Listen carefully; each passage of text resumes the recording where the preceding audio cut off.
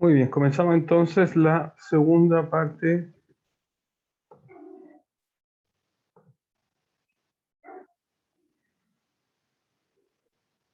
Muy bien, vamos a comenzar la segunda parte. Voy a admitir a los compañeros que están ingresando.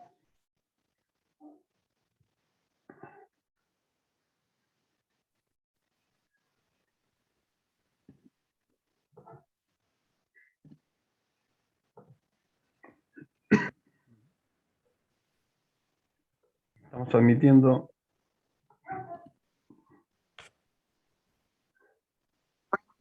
a los compañeros.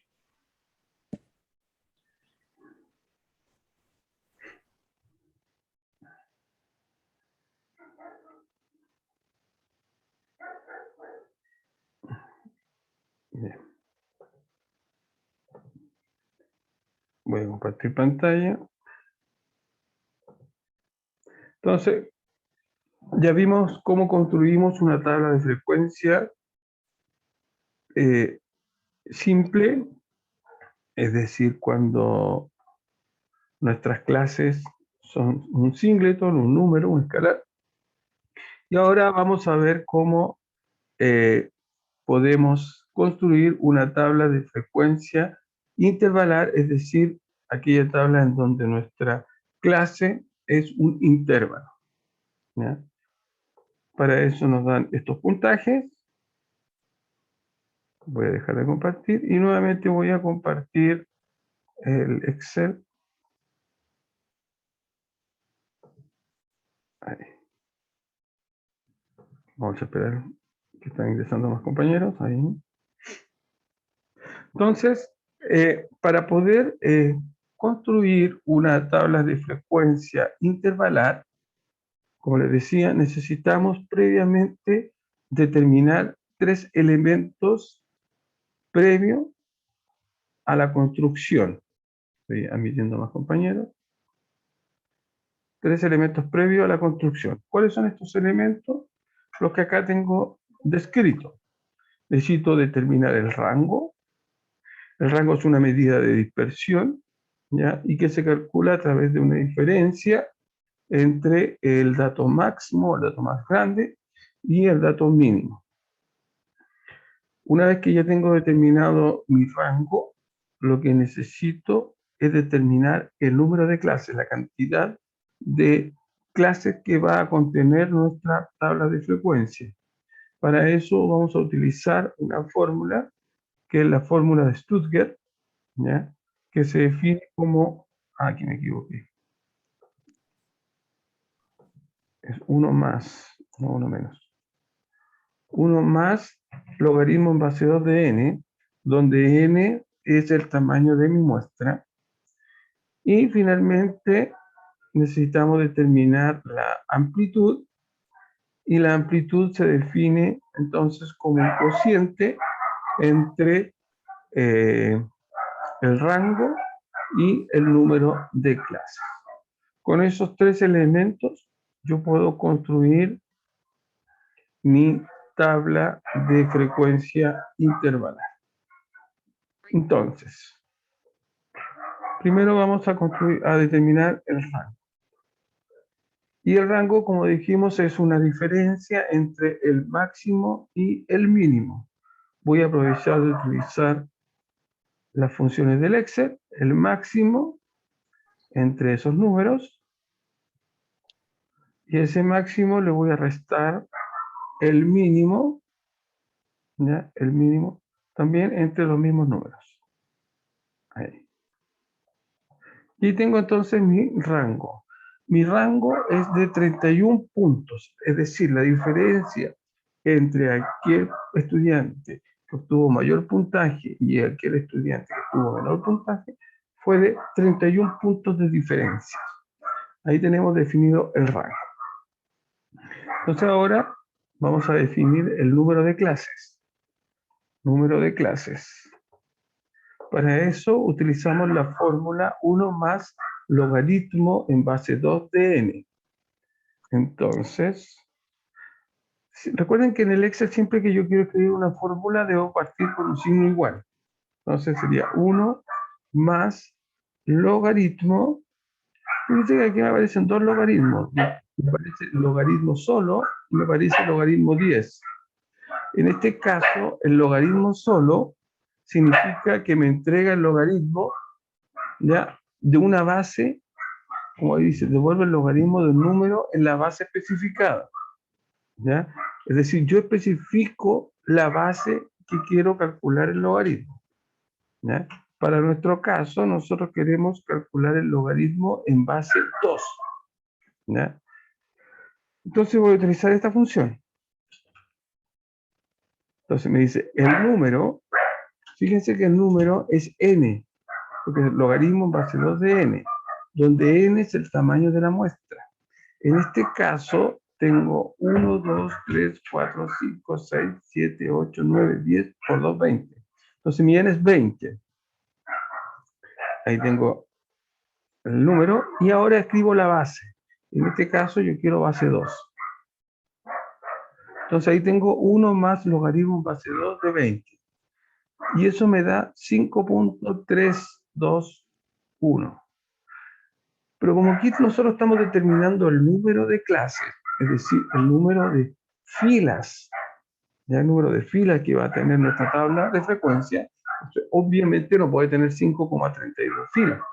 Entonces nosotros siempre vamos a tener que aproximar eso a un número entero. En este caso lo aproximamos al número entero más próximo, que para nuestro caso, como es 5,32, el entero más próximo va a ser 5. Entonces, nuestro rango es de 31 y nuestro número de clase va a ser 5, es decir, nuestra tabla va a tener 5 filas. Y ahora, finalmente, calculamos la amplitud. La amplitud. Y la amplitud, como dice la fórmula, es igual, ¿no es cierto?, al rango, es decir, a 31, dividido por el número de clases, que en este caso es 5. Y me da una amplitud de 6,2. Esa amplitud me indica el ancho que va a tener mi intervalo, ¿ya? Yo puedo utilizar la misma amplitud, 6,2. Puedo aproximarla, pero y eso es muy importante. Cuando yo aproximo una amplitud, siempre esa aproximación tiene que ser necesariamente hacia arriba, jamás hacia abajo. Es decir, yo lo podría aproximar a 7, pero no podría aproximarlo a 6, porque si lo aproximo a 6, me van a quedar elementos de mi muestra fuera de mi tabla de frecuencia. Y eso no puede ser. Por lo tanto, yo podría trabajar con 6,2. Pero si yo me doy cuenta, mis datos son números enteros. Entonces, voy a hacerlo con números enteros. Por lo tanto, lo voy a aproximar a 7. ¿Ya? Entonces, ahí yo voy a tener mis 3 elementos primarios para la construcción de los intervalos. Esto es para la construcción de intervalos, porque luego simplemente se van construyendo las frecuencias, ¿ya? Muy bien. Entonces, fíjense, vamos aquí a cuadricularlo. Aquí va a ver, mi clase va a ser en este caso puntaje, ¿ya? Siempre en el límite inferior del primer intervalo va a ir el mínimo, ¿ya? Siempre va a ir el valor mínimo, ¿ya? Entonces voy a buscar cuál es el mínimo de mis datos, y el mínimo es 57. Y lo otro importante es que vamos a seguir la siguiente regla. Los límites van a ser cerrado, abierto, cerrado, abierto, cerrado, abierto. Y en la última clase va a ser cerrado, cerrado. ¿Ya? Esa va a ser una técnica. Por ser primera, voy a escribir los intervalos, aunque en la realidad uno suele no escribirlo. No escribirlo. Entonces, cerrado, intervalo cerrado, y parto con el 57. ¿Ya? Y luego, a ese valor 57 le sumamos la amplitud, que la definimos como 7. Entonces sería 57 más 7, me daría 64. Y ese intervalo es abierto. Abierto. Ahora, nuevamente, intervalo cerrado y repetimos el mismo intervalo, perdón, el mismo límite superior coincide con el límite inferior. Por eso aquí arriba es abierto, es decir, aquí arriba no lo toma, pero sí lo toma abajo. Al 64 le sumo 7 y me daría 71. ¿Ya? Abierto. En el siguiente, cerrado, tomo el 71, le sumo 7, me daría 78. ¿Ya? Me daría 78, abierto. Vamos con tres clases. En el siguiente, cerrado, 78, le sumo 7, me da 85, abierto. Ese es el cuarto. Y el último, 85, le sumo la amplitud, que es 7, me daría 92, y este último también es cerrado. Entonces ahí tenemos los intervalos, la construcción de los intervalos de mi clase, de mis clases. Ahí. ¿Eh? ¿Qué significan? ¿Qué significa estos? Por ejemplo, si yo tomo el 64 es un elemento que pertenece no al primer intervalo, sino al segundo, porque el 64 del primer intervalo es abierto, es decir, que no lo considera. Sin embargo, en el segundo, el 64 es cerrado, por lo tanto lo considera. ¿Ya? Muy bien. Y ahora simplemente lo que hacemos es rellenar las frecuencias. ¿Ya? Primero, el n chico, la frecuencia absoluta, ¿ya? Frecuencia absoluta, escribir acá. Ahí.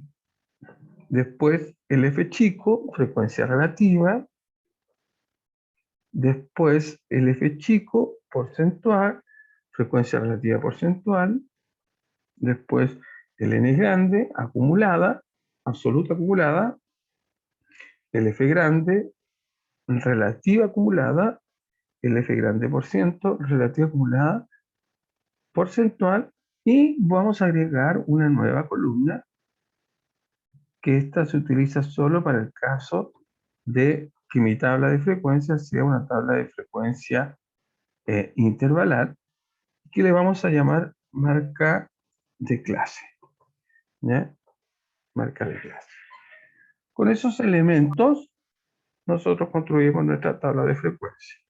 Entonces, lo primero que tenemos que hacer es determinar las frecuencias absolutas, es decir, ¿cuántos elementos de mi muestra están contenidos en este intervalo?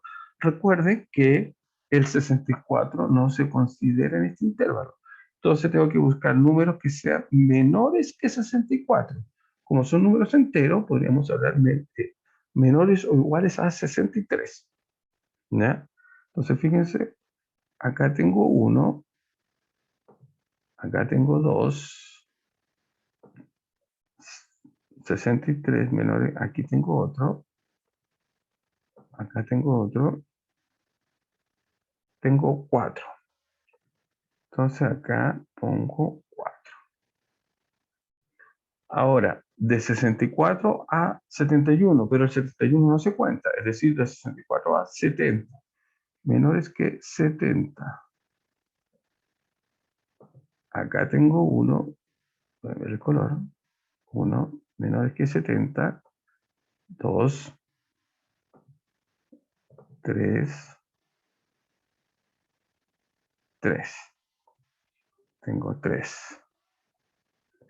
Ahora, menores que 78, es decir, mm, menores o iguales a 77. Acá tengo 1, menores o iguales a 77. Tengo 1, tengo 2, tengo 3, tengo 4, tengo 1. Acá tengo otro. Ay, tengo 5, 5. Fíjense que ese no va. Ese sí va. 5, 6, 7 y 8. 8. Entonces acá tengo 8. Menores iguales a 84. Menores iguales a 84. Acá. Tengo 1. Tengo 2. Tengo 3. Y ese no va. Tengo 3. Y los que me quedan, que sería ese 1, 1, 1, 1 y 2. Serían 2. 2. Ahí. Los ordenamos. ¿Ya? Los ordenamos y los sumamos. ¿Ya? Siempre es importante sumarlo para ver que estén todos. ¿Ya? 20, perfecto. Están mis 20. Ahí tengo mis frecuencias absolutas. Y ahora simplemente la relativa es el cociente entre S y el total, que es 20. Ahí. Recuerden que si yo lo sumo, me tiene que dar 1. Ahí está. Frecuencia relativa porcentual, la frecuencia relativa, ¿no es cierto? Frecuencia relativa multiplicada por 100. Perfecto. Y si yo lo sumo, me tiene que dar 100. La acumulada. Entonces, tomamos la primera absoluta y después simplemente a esa absoluta le sumamos la siguiente. A esa absoluta le sumamos 8. Al 15 le sumamos 3. Y al 18 le sumamos 2. Y la última me tiene que coincidir con 20. Lo mismo para las relativas. Primero partimos con el 0.2. Después al 0.2 le sumamos 0.15. Al 0.35 le sumamos 0.4. Al 0.75 le sumamos 0.15. Y al 0.9 le sumamos 0.1. Y me tiene que coincidir con el 1. Acá simplemente al acumulado relativo lo multiplicamos por 100 y vamos acumulando porcentuales. Y debe terminar con 100. Y la marca de clase, chicos, es un número representativo de mi intervalo. Cuando yo necesite, por ejemplo, construir gráficos o necesite calcular algún estadístico, necesito un representante de cada uno de estos intervalos. Y uno de esos representantes es la marca de clase. Y la marca de clase no es más que el punto medio, ¿ya? El punto medio del intervalo. Es decir, mi marca de clase, ¿ya? Mi marca de clase va a ser en este caso 57 más 64 dividido por 2. Ese es el punto medio. ¿Ya? Ese es el punto medio, 60,5. Y a ese simplemente, como todas las intervalos tienen exactamente la misma amplitud, basta que yo le sume la amplitud y voy a encontrar todas mis marcas de clase. ¿Ya? Todas mis marcas de clase. ¿Ya? Entonces, a eso le sumo 7. A esa le sumo 7. Estoy encontrando mis marcas de clase. A esa le sumo 7. Y finalmente a ese le sumo 7. Y ahí tengo mis marcas de clase. Entonces así es como construimos una tabla de frecuencia intervalar, ¿no es cierto? Recordando que primero debemos calcular o determinar el rango, el número de clases, la amplitud. No sé si hay alguna consulta, alguna duda en la construcción de esta tabla de frecuencia. ¿No? Muy bien. Dejo de compartir y vuelvo a mi diapositivas. Una vez que ya tengo resumido los datos a través de tablas de frecuencia, el siguiente paso es hacer un pequeño análisis, pero desde el punto de vista gráfico, ¿ya? Es decir, hacemos un análisis gráfico de nuestras variables de estudio, ¿ya? A través de representaciones gráficas. Y obviamente va a depender del tipo de variable las características de nuestros gráficos, ¿ya? Hay variables, perdón, hay gráficos que son para variables cualitativas, como los diagramas de barras, sectores, circulares, etc. O para variables cuantitativas, como los diagramas de barra para las variables discretas, histogramas para variables continuas, gráficos de tallo, etc. Vamos a ver algunos ejemplos. Por ejemplo, fíjense que acá, este es un gráfico de barras, ¿ya? Nuestra variable es el estado nutricional y es una variable cualitativa, nominal, perdón, ordinal, porque fíjense que hay un orden acá, ¿ya? Entonces, ahí tenemos un gráfico de barras. Importante, tiene que tener un título, ojalá leyenda en los ejes, en el eje X o eje de las abscisas, eje Y o eje de las ordenadas, ¿ya? Esos mismos datos podemos representar también en un gráfico de sectores, ¿ya? En donde acaban los valores o por ahí los porcentajes. También lo podemos representar a través de un pictograma, que son casi lo mismo que un gráfico de barras, simplemente que acá en vez de la barra uno va poniendo figuritas, por eso se llama pictograma. Luego, cuando ya estamos en presencia de un gráfico en una variable cuantitativa, continua, entramos a lo que son los histogramas. Fíjense que los histogramas son gráficos de barra, pero la diferencia de este gráfico de barras, ¿ya? La diferencia de este gráfico de barra con este, es que entre esta barra y esta barra hay un espacio, ¿ya? Porque si fuera, en el sentido de que si fuera discreto, por ejemplo, hay un salto. En cambio, en el histograma, entre barra y barra no hay espacio, porque estamos en presencia de una variable continua, ¿ya? De una variable continua. Entonces, por eso, esta me permite trabajar con gráficos, con variables cuantitativas continuas. Fíjense que acá abajo, en el eje de las X, uno puede poner las marcas de clase. Estas son marcas de clase.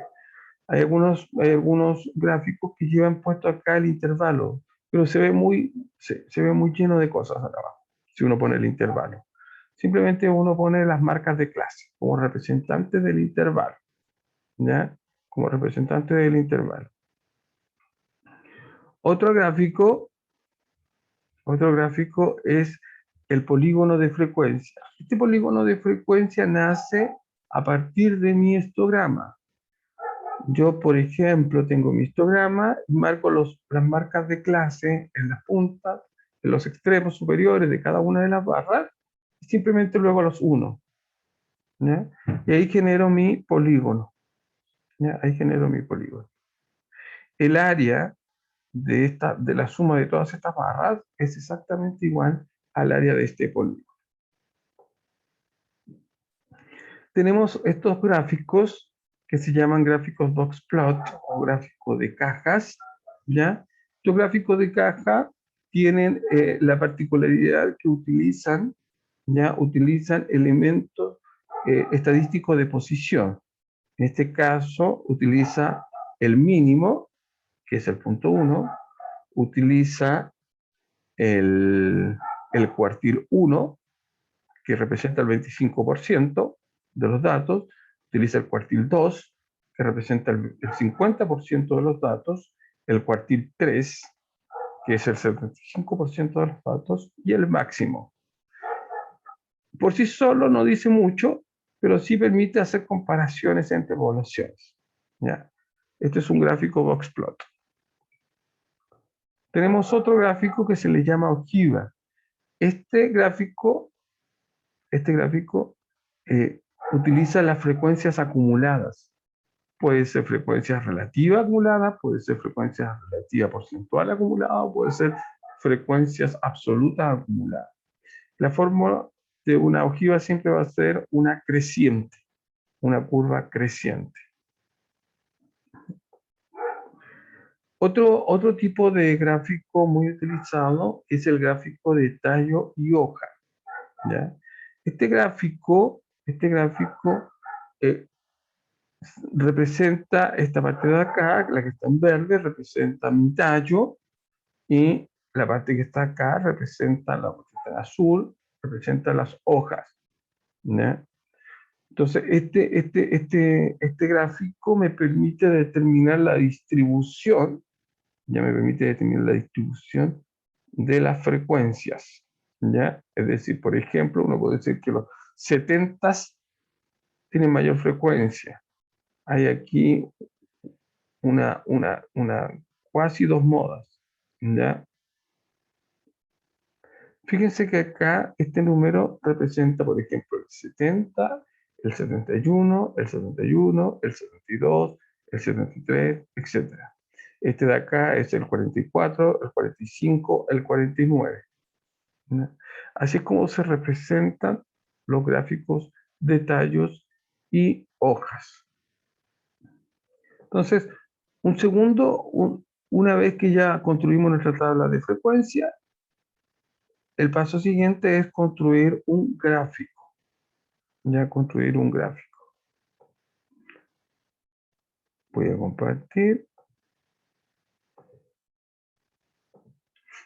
Entonces, si nosotros tenemos, por ejemplo, el primer ejercicio, la tabla de frecuencia, el número de observaciones, entonces nosotros podemos construir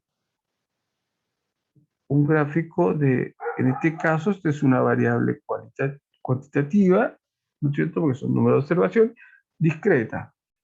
Entonces podemos insertar un gráfico, ¿no es cierto? Un gráfico de barras. ¿Ya? Fíjense que en este gráfico de barras me está entregando, eh, me está entregando esas dos variables, en rojo, en azul. Entonces no me sirve. ¿Ya? Entonces simplemente lo que voy a hacer es marcar la primera, que es la gráfica de frecuencias. Ahí. Y lo que tengo que hacer acá es, obviamente, cambiar ¿no es cierto? Selecciono los datos, edito eso, y acá abajo lo que tiene que ir es esto.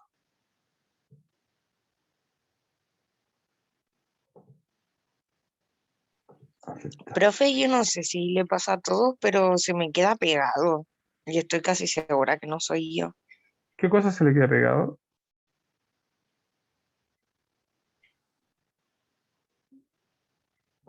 Pueden ver lo que estoy haciendo, ¿no?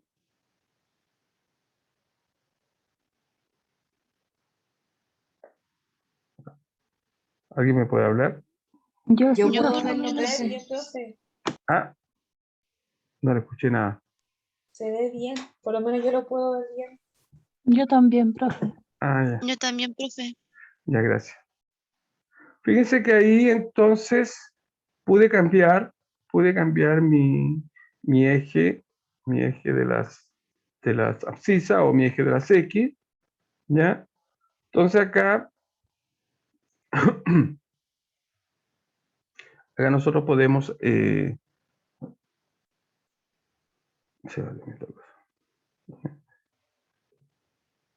ahí tenemos entonces un eje, perdón, una gráfica, ¿ya? Una gráfica de nuestros datos, ¿ya? Un gráfico de barras, ¿ya? Voy a sacar esto un poquito que me está molestando. ¿No es cierto? Acá nosotros podemos ponerle título. Título lo eje. Por ejemplo, acá es número de observaciones.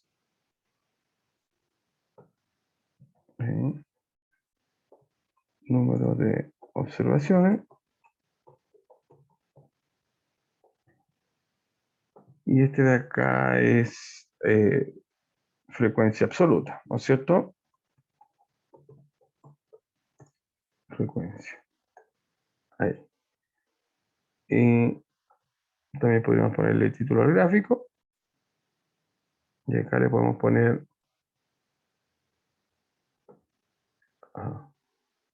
observaciones. Pacientes. Observaciones de pacientes.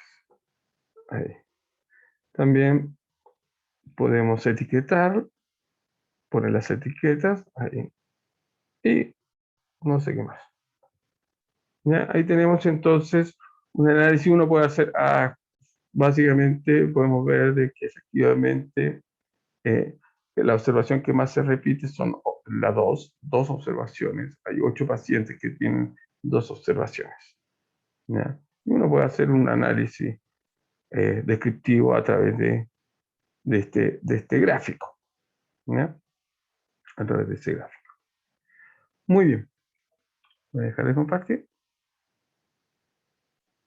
Y voy a volver a compartir.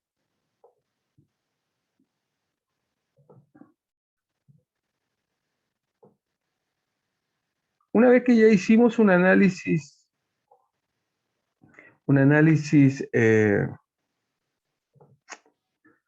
gráfico de nuestros datos, entonces lo que nosotros necesitamos hacer ahora es hacer resúmenes más pequeños, ¿ya? Resúmenes más pequeños. Resúmenes que me permitan representar los datos a través de valores, ¿ya? Y esto le vamos a llamar estadísticos, ¿ya? Un estadístico, para que ustedes entiendan, es una función que depende exclusivamente de mi muestra, ¿ya? Y vamos a ver varios estadísticos, ¿ya? Y vamos a partir con los estadísticos más utilizados, que son los estadísticos de tendencia central, ¿ya? Los estadísticos de tendencia central. Estos estadísticos me permiten resumir los datos a través de un valor que me centraliza la información, ¿ya? Por eso se le llama. Y existen tres estadísticos de tendencia central, ¿ya? Que son la media, que son la mediana y que son la moda. Media, mediana y moda. Bien, voy a quedar hasta acá porque esto amerita una clase concreta, ¿ya? Algunas informaciones importantes es que ustedes necesitan lo que le llaman clases asincrónicas, ¿ya? Clases asincrónicas. Y esa clase asincrónica la he definido para el día jueves, ¿ya? Para el día jueves a las 11 de la mañana. Pero básicamente lo que voy a hacer ese día jueves es subirles a su aula virtual. Voy a poner una pestaña que diga clases asincrónicas, donde le voy a incorporar algunos ejercicios para que ustedes lo vayan resolviendo, ¿ya? Para que ustedes lo vayan resolviendo de lo que hemos estado viendo hasta ahora, ¿ya? Así es que eso van a ser los días jueves. Ustedes en la tardecita lo pueden revisar. Yo les voy a ir subiendo cada jueves un material pequeño, concreto, de lo que hemos estado viendo durante el periodo o la semana recién pasada. ¿Ya?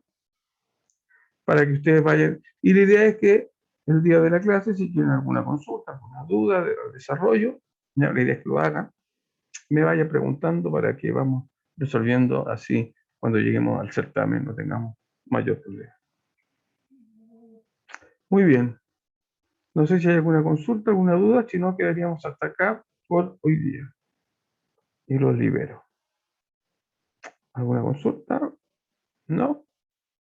Ya chicos y chicas. Entonces nos vemos la próxima semana y el jueves yo les voy a subir entonces en su clase asincrónica un documento para que lo trabajen. ¿Ya? Ya, profe. Chao, gracias. Chao, nos vemos. Cuídense mucho.